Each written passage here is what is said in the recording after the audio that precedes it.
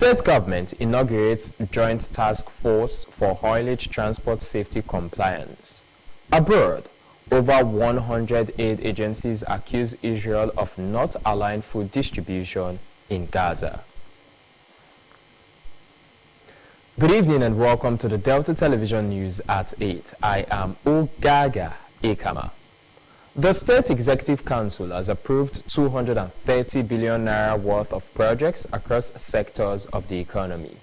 The approvals were disclosed by the State Commissioner for Works, Rural Roads and Public Information, Mr. Charles Anyagu, during a post-ESCO press briefing.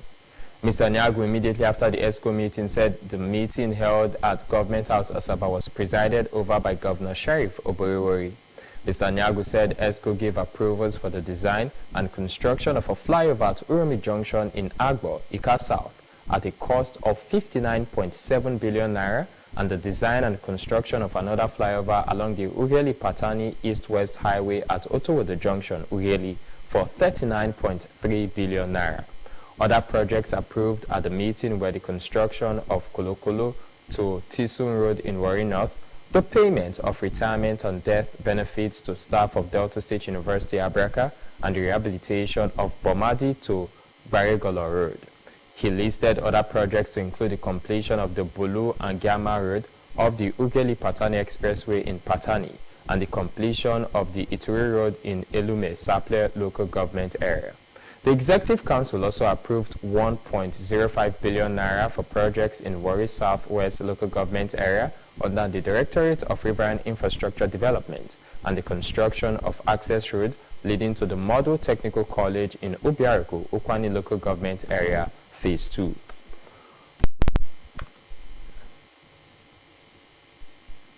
Flood control works from Erikeze Avenue Junction through Obi, Enuma and Uromi roads to Orogodo River in Ika South were approved at a cost of 15.3 billion naira, alongside the completion of Olikili layout roads in Asaba, the reconstruction of the dual carriage on Warri Sapele Road from the spare parts market U-turn in Efrun to Ohere Junction before Ometan Bridge in Uwie and Okpe local government areas.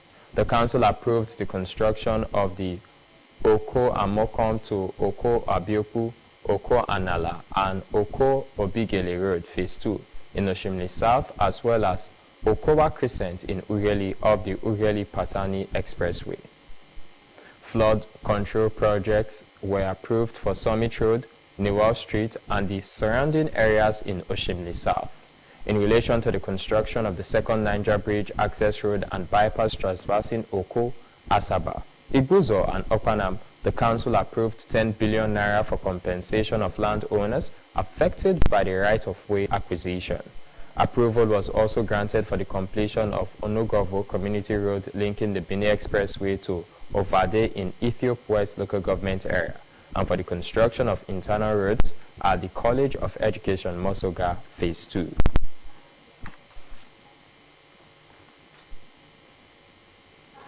In a related development, the state government has adopted a decentralized mini-grid model and the establishment of new regulatory bodies to drive a sustainable power market to transform the electricity sector. Speaking during a post-executive council press briefing at Government House Asaba, the Commissioner for Economic Planning, Mr. Sonny Ekedayen, said the initiative aligned with renewed hope for more agenda to improve service delivery in the state. Mr. Ekedayen recalled that the State House of Assembly had earlier domesticated the federal government's 2023 Electricity Act by providing the legislative foundation for the state to chart its own course in electricity generation, distribution, and regulation for efficient service delivery. According to the Commissioner, the state government had adopted a mini-grid model that will allow multiple independent operators to provide end-to-end electricity services in various locations across the state. He emphasized that the entire electricity reform would be privately funded, with the state government providing only the regulatory framework and the enabling environment. To support this framework, the ESCO approved the establishment of the Delta State Electricity Commission, which will serve as the central regulatory authority. Also approved was the establishment of a rural electricity agency, which will focus on delivering electricity to underserved rural communities across the state. ensuring inclusivity and equity in power distribution. In addition, the state has created the role of a system operator to oversee the technical coordination of generation and supply processes, and a market operator who will track supply data, enforce service standards, and ensure that minimum electricity hours are delivered to homes and businesses. Mr. Ikedanyen announced that a consultant would also be appointed to help midwife the electricity transition process, providing expert guidance and assisting in the creation of a robust implementation roadmap. The State Executive Council has approved the transfer of the General Hospital in Otuodu to the Federal Ministry of Health for the establishment of a Federal Medical Center (FMC) Onwia in Udu local government area. The Commissioner for Health, Dr. Joseph Onojeme, disclosed this while briefing journalists on some of the far-reaching decisions reached in the health sector during the State Executive Council meeting presided over by Governor Sharif Oborewori. Dr. Onojeme, while recalling that the federal government had approved the establishment of a federal medical center at Onwia, disclosed that the ESCO ratified Governor Oborewori's earlier approval for the transfer of the medical facility to the federal government to facilitate seamless establishment of the medical center. A federal medical center at Onwia in Udu local government area was a healthy and commendable development for the people and residents of Udu and its environs. The Commissioner for Health disclosed that ESCO also approved the procurement and installation of magnetic resonance imaging MRI machines at Asaba Specialist Hospital, Central Hospital Warri, and the Delta State University Teaching Hospital, Ogara, in a strategic move to expand the frontiers of healthcare delivery in the state. Prior to the procurement of the MRI scan machines, he said a lot of patients in the state were referred to UBTH and LUTH, stressing that with the purchase of MRI machines, some of all the high-end imaging will be done in the state.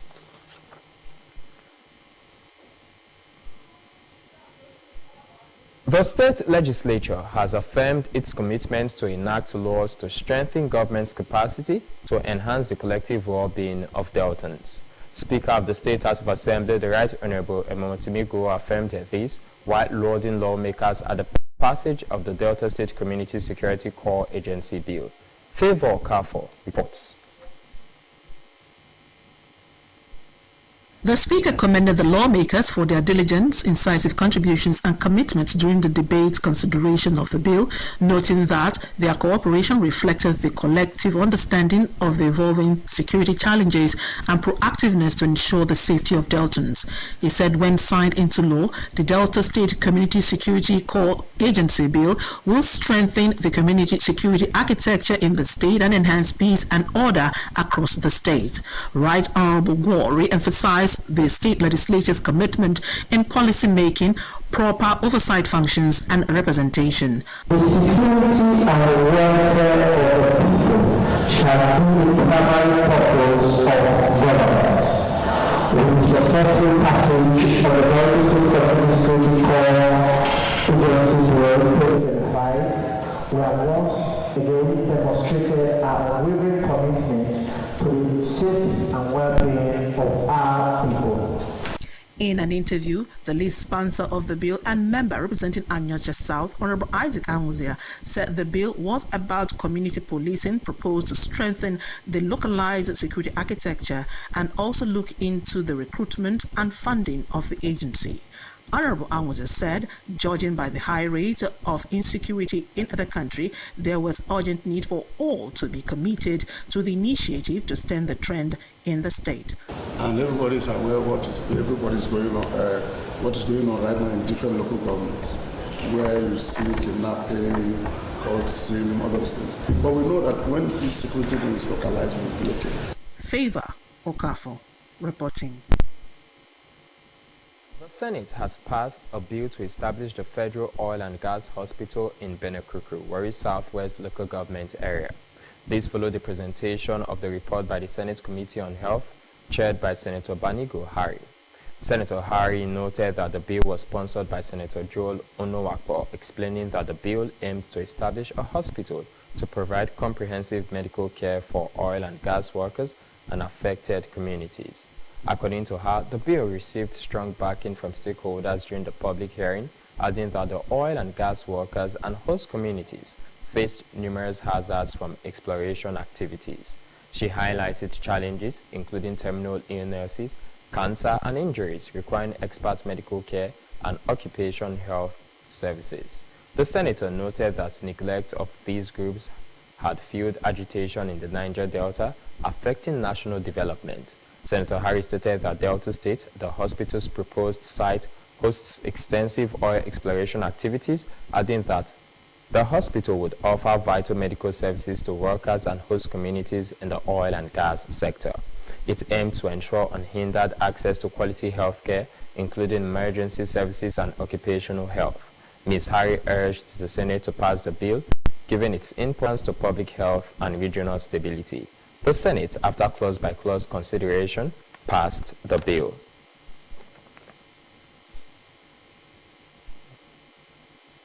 The Nigeria Hydrological Services Agency, NISA, has issued a fresh flood alert for 28 states and the FCT. The agency warned of a high risk of flooding in over 739 communities and 162 local government areas between Tuesday, July 22 and August 5. In a statement by NISA's Director General, Mr. Umar Mohammed, who explained that the alert followed by the agency's 2025 Annual Flood Outlook AFO released on April 10. According to the statement, NISA provides weekly flood alerts to highlight areas likely to experience flooding. It said that states on the alert list included Adamawa, Akwa Ibom, Anambra, Bauchi, Bayelsa, Benue, Borno, Cross River, Delta, Ebonyi, Edo, FCT, Gombe, Imo, Jigawa, Kebbi, Kogi, Kwara, and Lagos. Others were Nasarawa, Niger, Ondo, Plateau, Rivers, Sokoto, Taraba, and Yobe. The agency urged emergency and response mechanisms and warned of the potential disruption of over 100 major transportation routes, including critical economic corridors. It said such corridors included Okene-Lokoja Abuja Road, Benin-Kebbi Bunza Road, Ibi-Wukari Road, and queues within Lagos, FCT, and the Niger Delta. It urged Nigerians to monitor weekly updates through NISA's flood dashboard website, www.nisa.gov.ng, and social media platforms.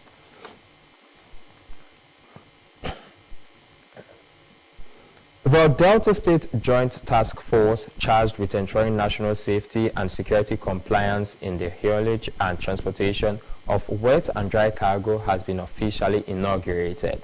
The inauguration ceremony took place at the Ministry of Transportation Auditorium, State Secretariat, Asaba. Eunice Emeazia reports.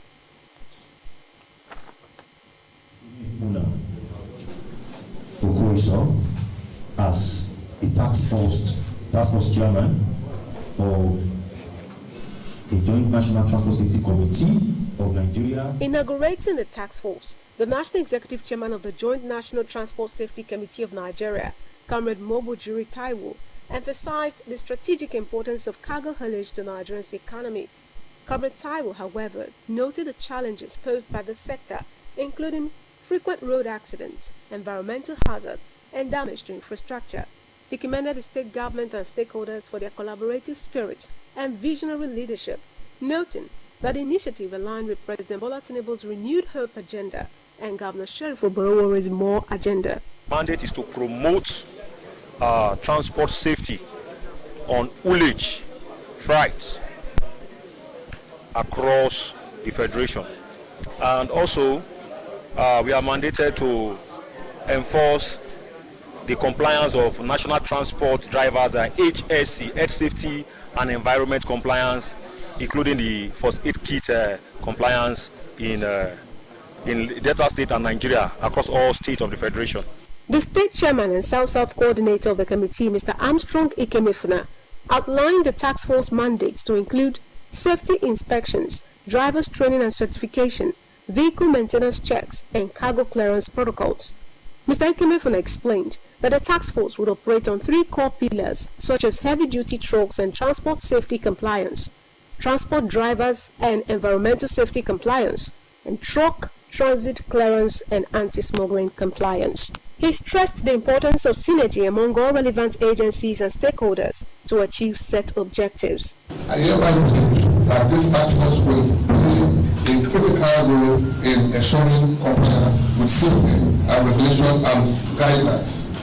I urge all stakeholders, including transport operators, drivers, and the general public, to support this initiative and work towards a promote and transport safety in Delta State. The State Commissioner for Transport, Mr. Godwin Onorede, lauded the initiative, urging members of the task force to be professional in executing their duties and to stay updated on relevant transport regulations. Members of the Joint National Transport Safety Committee of Nigeria. As a Commissioner for Transportation in Delta State, I express my profound appreciation for your tireless efforts in promoting transport safety across our whole nation. Also speaking, the member representing Oshimiri North in the State House of Assembly, Honorable Frank Esenwa, and representatives from the Delta State Police Command, the Federal Safety Corps FRSC, and the National Security Civil Defense Corps NSCDC, among others, described the move as timely and pledged full support for the task force. With the inauguration of this task force, Deltans now look forward to sanity on the roads. Eunice Emiazia reporting. The Nigerian Red Cross Society NRCS Delta State Branch, in partnership with the British Red Cross, has organized a one-day humanitarian diplomacy workshop in Asaba to strengthen stakeholder collaboration and enhance humanitarian interventions across the state. Tessie Abuga's report is presented. The Nigerian Red Cross Society Delta State Branch Chairman, Mr. Adolphus Anyagase, represented by the Finance and Property Management Advisor, Mr. Friday Igba, said the workshop focused on the fundamental humanitarian principles of neutrality, impartiality, and independence, were critical to building trust and ensuring the safety of aid workers, especially in conflict or disaster-hit zones. Mr. Anyagase urged participants to take the training seriously, emphasizing that the knowledge shared would be essential when operating in high-risk or crisis-prone areas. Also speaking, a representative of the Traditional Rulers Council, His Royal Majesty Obi Henry Kikachuku, the Obi of Ubuluno, commended the Red Cross for its relentless humanitarian work, particularly in undeserved and grassroots communities, and called on all stakeholders to support the efforts of the NRCS in its mission to safeguard lives. That the Red Cross will always have a way to get to them, and we want to encourage them to continue in that spirit. In his remarks, the State Commissioner for Environment, Mr. Jamani Ejiro, represented by his technical assistant, Mr. Sylvester Ofuyekbone, said the ministry was currently sensitizing residents in flood-prone areas to relocate in anticipation of the rainy season. He disclosed that the state government had approved desilting operations and the opening of canals and natural waterways to minimize the impact of flooding. The chairman of the event and National Finance and Property Management Advisor of the Nigerian Red Cross Society, Mr. Edwin Ogidigbo-Baje, emphasized the importance of the training as it would equip the humanitarian workers to operate with professionalism. The Red Cross is a humanitarian organization. We are non-partisan, we are non-religious, we don't involve ourselves in any political activities whatsoever. And so we act with neutrality in whatever we do. The branch secretary and chief executive officer of the Nigerian Red Cross Society, Delta State, Mr. Charles Adenomo, explained that the workshop was designed to foster synergy between the Red Cross and key partners, donors, and stakeholders. Mr. Adenomo called on local donors, corporate organizations, and individuals to support the Red Cross through financial contributions, materials, and expertise. Our mission is to reach out to the most vulnerable people wherever they will find. We have people affected by flood, people affected by natural disaster, natural disaster. We have hunger crisis everywhere. But how do we reach out to these people? We cannot do it alone. We don't work alone. We work with stakeholders. The students of Sidis Hall College, Asaba, have visited Delta Broadcasting Service, DBS Asaba, on excursion to get acquainted with the workings of the broadcast outfit. Violet Monye reports. The students, in the company of their teachers, were shown around major facilities in the station, including the radio transmitter studio, master control room, and the television studio, where they were exposed to the functionality of various equipment. Their teacher, Ojakare Gracious, said the visit was to enable the students to have first-hand knowledge of the rudiments of broadcasting and be better informed about the electronic media. I brought the students here because we want to create an avenue for them to be exposed to the world of mass media and to know the difference between radio broadcasting and television broadcasting. Some of the students expressed satisfaction with the visit, saying what they have learned would boost their interest in broadcasting. They thank the DBS station and their school authority for the privilege given them. We are here at Broadcasting Service, DBS Asaba. We have gone around and we have seen the radio studio, the radio station, the TV studio, the transmitters, and we have learned everything we need to know about the communication and the skills, the monitors, the console, the TV room, the radio room, and the music. What I picked interesting was the engineering parts, the mass, the transmitters, the inverters, the UPS. Shout out to Mrs. Adigo, the director of Sidis Hall School, for making this day possible and making us to come to DBS to check out how broadcasting is done. Over the years, the broadcast station has served as a valuable learning platform for students. Violet Monye reporting. Having accurate knowledge of God has been highlighted as a foundation to worshiping God the right way. A cleric, Brother Alfred Okpolokpo, underscored this in a message at a gathering of members of the Watchtower Bible and Tract Society, also known as Jehovah's Witnesses, held in Agbo, Ika South local government area. Sams Ohojite reports.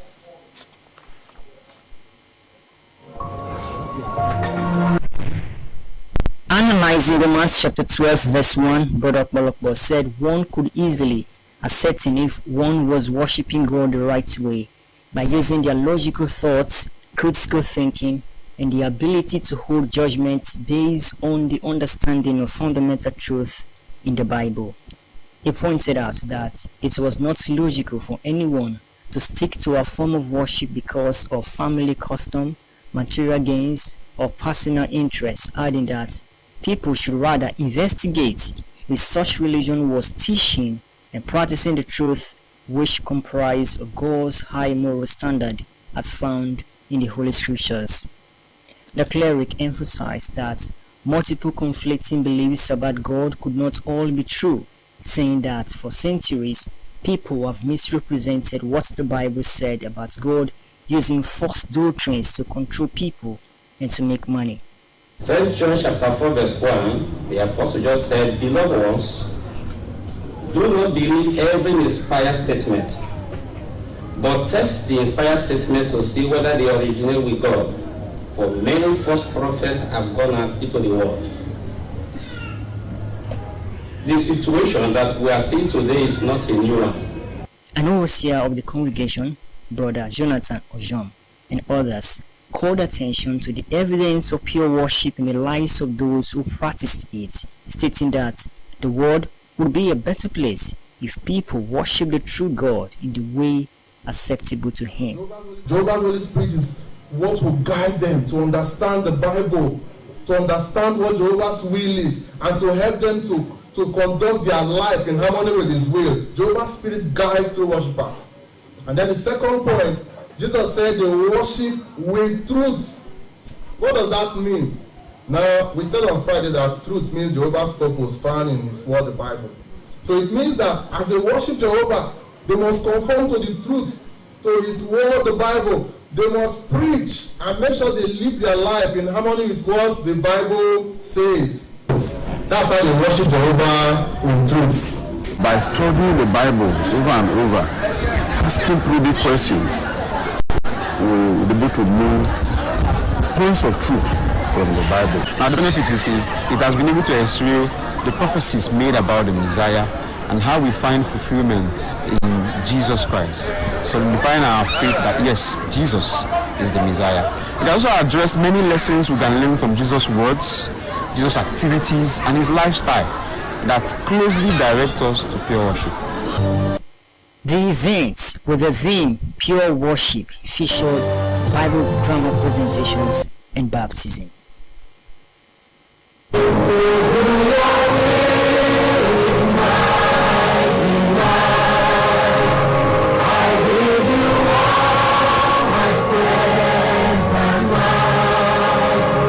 Psalms Opujiti reporting. Still to come on the news. Over 100 aid agencies accuse Israel of not allowing food distribution in Gaza. Details of this and more coming up shortly.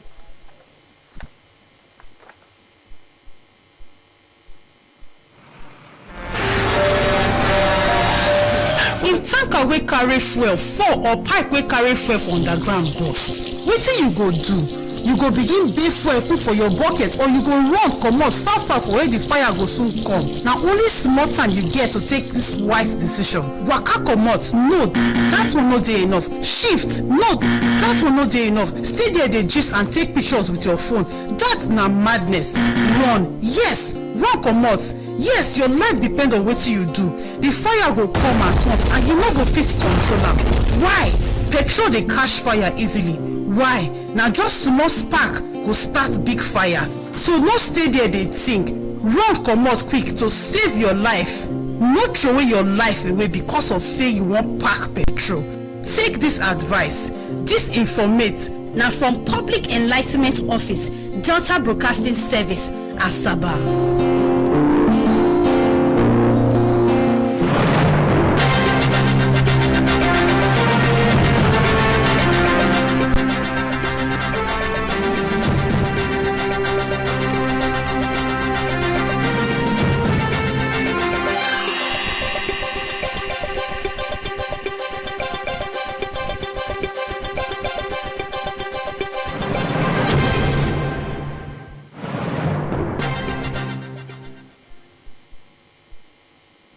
Welcome back. Thank you for staying with us on the news.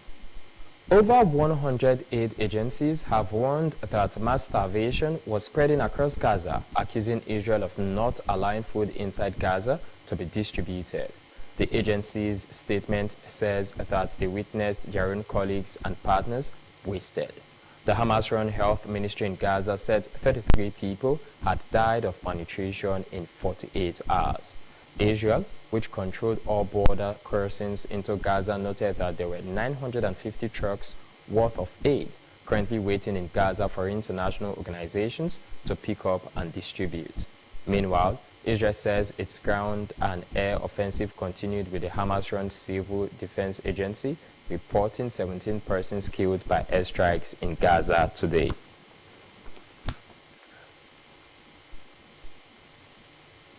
The United States President, Mr. Donald Trump, has said the United States has agreed to a trade deal with Japan, one of the country's largest trading partners.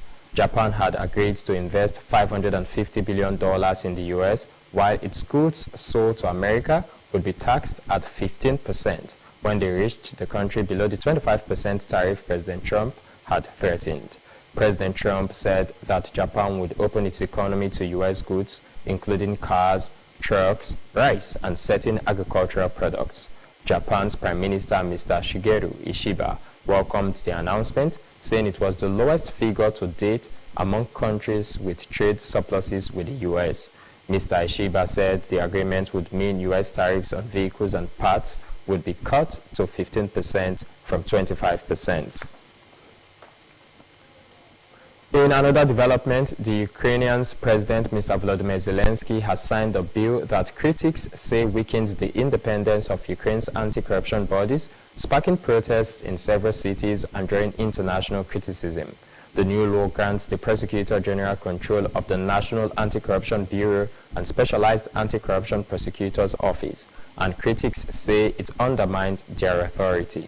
In an address, Mr. Zelensky said both agencies would work with unity of purpose, but needed to be cleared of Russian influence.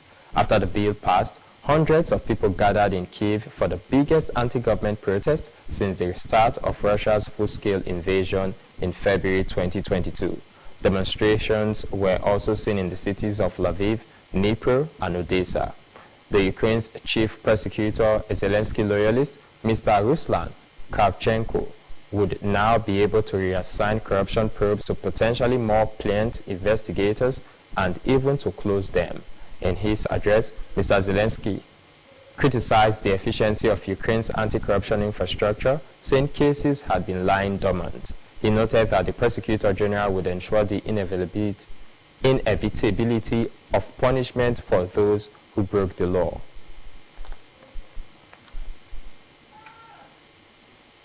Let's join our business news desk for happenings in the business sector.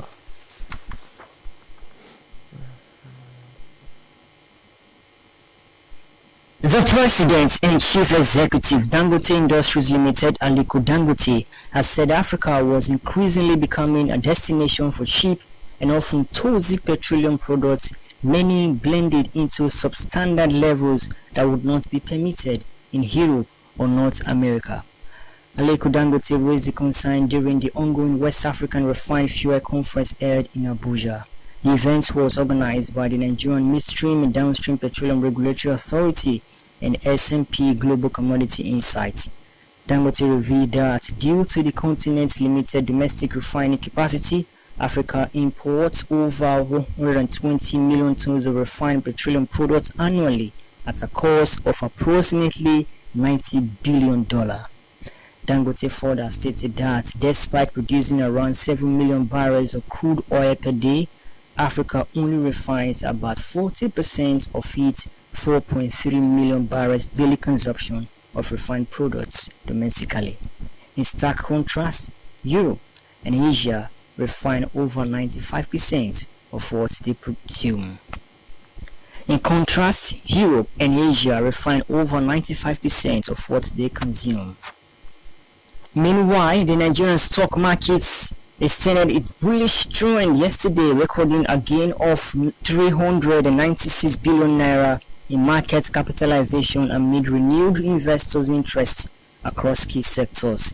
The all-share index of the Nigerian Exchange Limited rose by 0.71% to close at 99,793.71 points compared to the previous close of 99,088.32 points. As a result, the market capitalization increased to 56.49 trillion naira from 56.09 trillion naira. The upturn was driven by buying interest in large cap stocks such as Dangote Cement, Boa Cement, and MTN Nigeria. Next is the thought for the day. The lion does